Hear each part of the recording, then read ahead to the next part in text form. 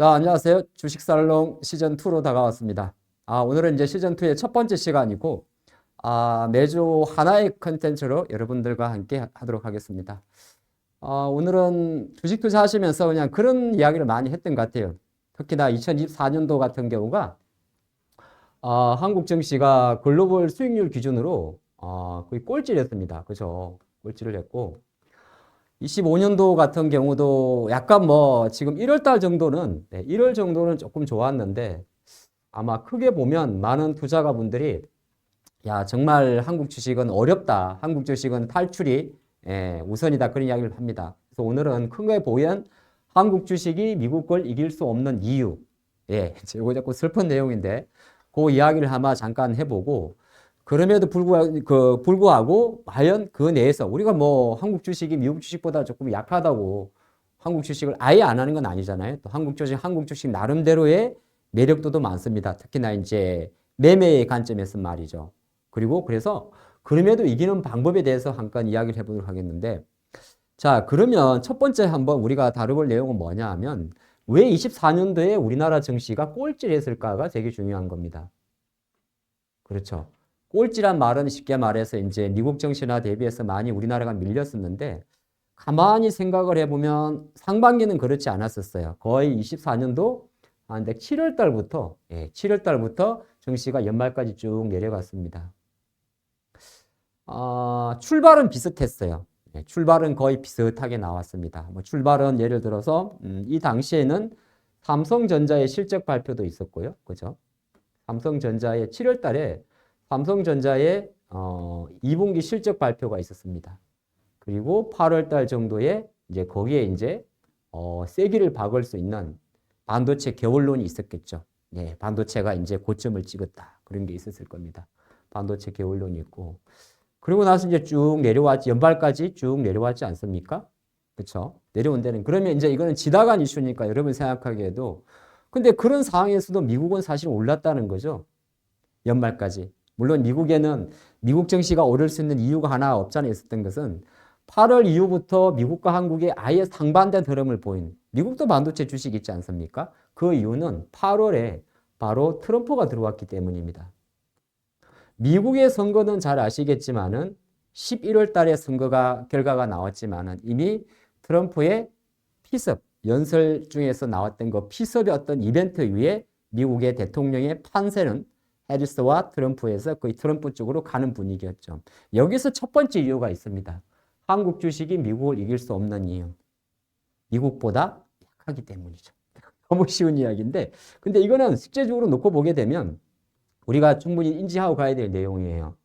그러니까 결과적으로 큰 관점에서는 실적을 떠나가지고 8월 이후부터 트럼프 쪽으로 기세가 몰리면서 미국 증시가 한국보다 강했다는 것은 앞으로 올해 25년도, 26년도 관점에서 놓고 봤을 때도 결과적으로는 시장의 자금 자체가 미국이라는 어떤 기축통화를 가진 첫 번째 이유는 기축통화 때문입니다.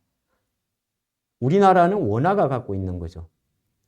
아주 간단한 방법인데 투자는 실제적으로 돈의 싸움이라고 이야기를 하지 않습니까? 주식 투자도 마찬가지인데 하나의 달러라는 자산을 갖고 있을 때 어떤 큰 변수가 있고 관세라는 게 있고 미국의 강력한 대통령이 나오고 다시 이제 재익을 할 때 이 달러란 자산이 다시 투자할 수 있는 자산을 생각했을 때는 달러가 달러로 들어가는 것과 달러가 원화로 들어갔을 때 수익률은 어디가 높을지를 여러분들이 생각해 볼 수 있습니다. 이게 조금 어렵게 들 수도 있긴 있는데 달러는 기축통화라고 이야기를 해서 미국 마음대로 찍어내면 되는 거예요. 우리나라 원화 같은 경우는 우리나라 돈을 가지고 통화량을 조절한다고 해서 달러에 대비해서 우리가 우위에 있는 게 아닙니다. 그러니까 어떻게 보게 되면 글로벌 정시는 24년도에 8월 달 트럼프의 피습 이후에 현명하게 미국과 한국 증시에 상반된 결과가 많이 나왔다 볼 수 있습니다. 여기에 맞추다 보니까 반도체 고점론이라든지 여러 가지 이슈가 있었겠죠. 이런 논점으로 놓고 본다면 앞으로 언제든지 우리나라 증시가 아주 순간적으로 지난 1월 달처럼 순간적으로 우리가 많이 빠졌을 때 아주 많이 빠졌을 때 1위를 할 수 있습니다. 그게 아닌 경우라면 통상의 확률로는 미국 증시보다 이기는 상당히 어렵습니다. 과거 우리 데이터를 놓고 봤을 때 한국 증시가 미국 주식보다 이기는 경우가 가끔 있어요. 똑같은 상황이 나왔는데 같이 빠졌을 때요. 그럴 때는 이길 수 있습니다. 가장 대표적인 게 2020년 바로 3월이 되겠죠. 코로나 시즌. 같이 코로나가 왔는데 미국이 이만큼 빠질 때 우리는 이만큼 빠졌습니다. 그렇죠. 그러면 빠질 때 많이 빠졌기 때문에 올라갈 때 미국이 이만큼 올라갈 때 우리는 이만큼 올라갔죠. 근데 이건 우리 투자론적인 관점에서는 정상은 아니죠. 크게 보게 되면 환율이라는 이 첫 번째 이유가 달러가 있고 없냐가 어떻게 보게 되면 앞으로도 한국 주식이 미국 주식을 이길 수 없는 첫 번째 이유가 됩니다. 두 번째는 또 하나 있던 이유가 있는데 이제 두 번째는 조금 이제 어려운 건 아니고요.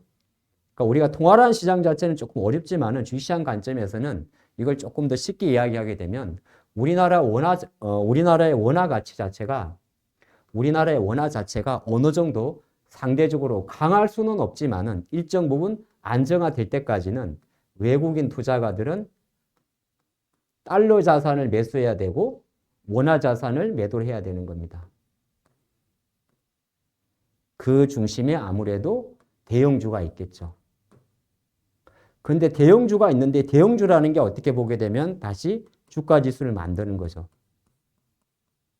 근데 한국의 대형주는 미국 주식을 이길 수 없는 이유 중 하나가 안타깝게도 시가총액 구성을 보면 반도체와 2차전지, 그리고 또 뭐가 있을까요? 뭐 삼성바이오도 올 수 있습니다만은 자동차나 그 다음에 금융주로 구성되어 있습니다. 근데 예를 들어서 여기에 환율에 가장 민감한 섹터가 반도체, 2차전지, 자동차. 금융주는 약간 내수주 성격을 갖고 있어요. 근데 미국 주식 같은 경우는 시가총액을 놓고 보면 대부분이 테크주로 많이 구성되어 있습니다. 근데 이 미국의 테크주, 마이크로소프트, 애플, 테슬라, 아마존 이런 기업들, 애플도 마찬가지고 실제적으로 돈은 국내에서도 많이 뵭니다만 해외에서 많이 버는 거죠. 그런 관점에서는 이 약간 복잡한 환율의 메커니즘은 우리나라가 원화가 어느 정도 안정화되기 전까지는 항상 그렇진 않는데 미국 증시가 이렇게 신고가인 상황에서 한국 증시가 따라는 가지만은 조금만 기침을 하면 많이 빠지고 반등할 때 미국의 엔비디아는 다시 만약에 빨리 반등하지만은 한국의 하이닉스는 빨리 반등하지 못할 수가 있던 것이 환율이기 때문에 많은 투자분들이 이 부분을 알고는 계시겠지만은 실제적으로 한국은 정말 국장하기 어렵다 이렇게 보는 거는 아주 쉬운 내용인데 환율의 그 메커니즘을 보시면 좋습니다. 주식 투자하시는 분들은 본의 아니게 좋든 싫든 간에 최소한 우리나라의 원화 환율 자체가 어느 정도 레벨인지는 약간 인지하고 가셔야 돼요. 그게 이제 첫 번째 우리가 인지해야 되는 내용이고 두 번째는 사실은 이겁니다. 이게 사이즈입니다. 우리가 보통 이거를 시가총액이라고 하잖아요.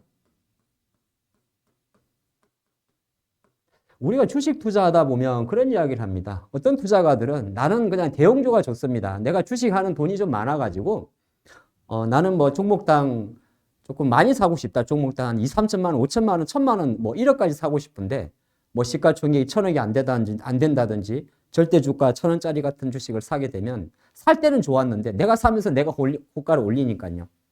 근데 이제 예를 들어서 주가가 거래량이 없고 쭉쭉 빠지다 보면 내가 팔면서 주가를 내려야 되는 거죠. 그러면 돈이 많은 투자자분들은 덩치가 조금 큰 종목을 매매하게 됩니다. 하이닉스든 현대차든 삼성 바이오로직스든 예를 들어서 말이죠. 근데 그 생각을 하는데 해외 쪽으로 보게 되면 한국과 미국의 시장 사이즈는 대략 지금 현재 수준에서는 100배 이상 차이가 납니다. 쉽게 말해서 한국이 동전으로 10,000원 정도 가지고 주식을 사고 팔고 있다면 글로벌 자금을 놓고 볼 때 미국은 최소한 100만 원 정도짜리의 자금이 되는 거죠. 거꾸로 이야기하게 되면 미국은 공매도가 열리고 다 되어 있습니다만은 워낙 사이즈가 크기 때문에 일례로 여러분 아시겠습니다만은 한국의 시가총액은 한 2,600개 정도 종목을 다 합쳤을 때 지금 현재 25년도 2월 기준으로 대략 2,600개 전후의 종목이 매일 사고 팔고가 이루어지고 있는데 전체 시가총액이 3,000조가 안 됩니다. 현재 기준에서요. 3,000조. 시가총액, 총주식과 수량의 차이죠. 근데 미국에는 무려 우리 돈으로 3,000조가 넘는 종목이 최소 5개 이상 있습니다. 애플, 마이크로소프트, 테슬라. 테슬라는 아직까지 그 정도 되지 않죠. 미국에 우리가 3조 달러 클럽이라는 게 있잖아요. 엔비디아, 마이크로소프트 이런 기업들 말이죠. 그러면 그걸 이제 멀리서 바라보는 거죠. 예, 그래서 요 정도만 한번 보면 되는데 그러다 보니까 돈이라는 거는 어차피 큰 돈이 시장을 만들기 때문에 큰 돈이 시장을 만들 수 있는 관점에 놓고 볼 때 시장 규모 면에서는 미국 주식이 한국 주식을 우위에 있는 겁니다. 빠질 때 덜 빠지고 오를 때 더 오르고. 근데 아주 단기적인 관점에서는 이제 우리 주식들이 많이 올라가는 방법도 있습니다. 지금부터 이 방법에 대해서 조금 좋은 쪽으로 이야기를 해보도록 하겠습니다. 그럼 뭐 대충 여러분도 그럴 거예요. 아, 알겠어요. 미국 환율도 그렇고 그래 뭐 삼성전자 참 안 가고 그렇다고 사실 가만히 놓고 보면 미국의 애플이나 테슬라가 뭐 하루에 뭐 10% 20% 오르는 건 아니에요. 그럼 이렇게 한번 해보면 어떨까요? 예를 들어서 이 이야기는 이제 아주 짧게 한번 생각해 보겠는데 우리가 아침에 매일 일어나면 뭐 보죠? 예, 항상 미국 주식 올랐네 내렸네 봅니다. 첫 번째 습관적으로. 아, 오늘 밤에 나스닥이 올랐네. 1% 올랐네. 그럼 오늘 우리나라 한국 증시 좋겠구나. 일단 보겠죠. 근데 그리고 나서 이제 주식 투자 하신다면 조금 깊게 봅니다. 뭐 예를 들어서 엔비디아가 올랐어? 예를 들어서 그러면 아, 오늘 우리나라 이제 하이닉스 오르는 건가? 이렇게 볼 수가 있고 미국에 예를 들어서 항상 그렇지는 않습니다만은 테슬라가 올랐다. 그러면은 뭐 어쨌든 뭐 여러 가지 이유가 있겠지만 혹시나 우리는 아침에 눈을 뜨면 네. LG 에너지 솔루션이라는 기업을 아마 볼 수 있을 것 같습니다. 근데 여기서 벌써 이제 우리가 이기는 방법이 나오는 거죠. 근데 항상 시장을 바라보면 엔비디아가 올라도 하이닉스가 안 오를 때도 많고 확률적으로 지나놓고 보면 더 많습니다. 근데 정작 움직이는 종목들은 아주 작은 종목들이죠. 근데 여기서 우리가 어떤 투자를 하고 있습니까? 큰 게 오르면 이걸 보잖아요. 미국이 오르면 한국을 보죠. 그러니까 이제 이 논리에서 다시 한번 복습을 하면 한국이 미국을 이길 수 없는 거고 한국 주식에서는 어떻게 해야 되냐. 한국 주식은 제가 생각을 할 때는 이 메커니즘으로 본다면 결국에는 매매입니다. 매매. 예, 매매. 미국을 이길 수 있는 기업들은 있기는 있는데 이런 메커니즘, 시장 사이즈나 환율을 가지고도 이길 수 있는 거는 이제 미국보다 강한 기업들은 좋습니다. 미국보다 강한 기업. 아니, 글로벌 미국보다 강한 기업이 있습니까? 뭐 이렇게 볼 수 있는데, 미국이 별로 집중 안 하는 기업들. 미국은 이제 이 부분에 대해서는 많이 주목 안 하는 기업들. 그렇죠. 뭐 가장 대표적인 게, 많이 들어봤지만은 이제 조선 같은 게 그런 회상이 됐겠죠. 그리고 예를 든 거예요. 이제 이거는 뭐 무조건 앞으로도 계속 조선이 강하다의 그 논점은 아닙니다. 우리가 발상의 아이디어를 말하는데, 그러니까 미국보다 강한 기업, 미국이 별로 여기에 대해서 투자를 별로 안 하는 기업. 두 번째가, 그러니까 이 표현은 뭐냐 하면 세계 1위의 어떤 그 캐파를 갖고 있는 기업을 말하는 겁니다. 조선이 중국이 세계 1위지만 중국 빼고 1위잖아요. 그렇죠? 그런 관점인 거예요. 그 다음에 아니면은 한국 탑10도 나쁘진 않습니다. 내가 호랑이 굴에서 왕이 되지 못하겠지만 여울에서 왕이 되는 한국 내에서 제일 잘하는 거. 예.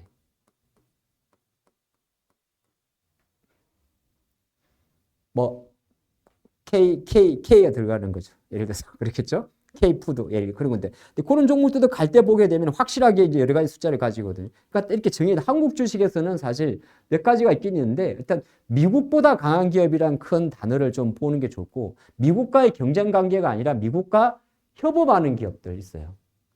협업이라 그래야 되죠. 콜라보. 그냥 단순하게 미국에 수출하는 기업 말고 미국과 협업하는 기업. 예, 여러분 아시겠습니다만은 HBM 반도체라는 것도 결과적으로는 그렇게 했기 때문에 과거에도 많이 올랐고 24년도 많이 올랐고 25년도에도 주가를 흔들리지만은 그냥 단순하게 엔비디아 이런 것보다 계속 협업이라는 어떤 콜라보레이션을 갖고 있지 않습니까?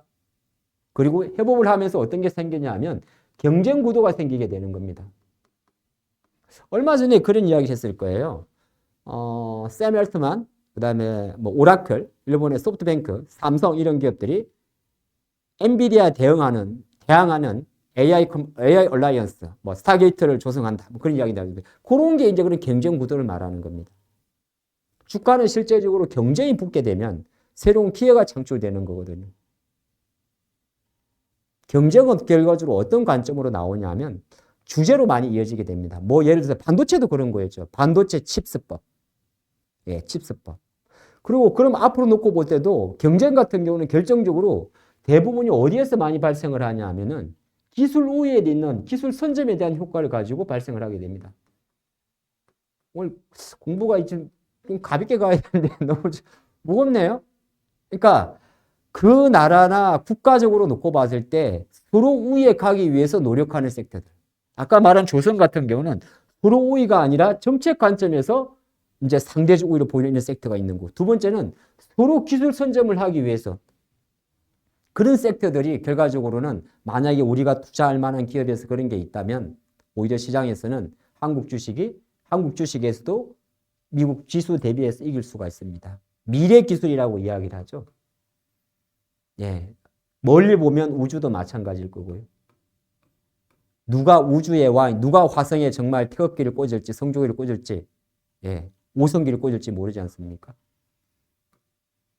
그리고 차세대 컴퓨팅이라고 하는 양자 같은 것도 마찬가지겠죠. 양자 컴퓨팅 시대가 어떤 변화를 가져올지는 아무도 알 수 없습니다.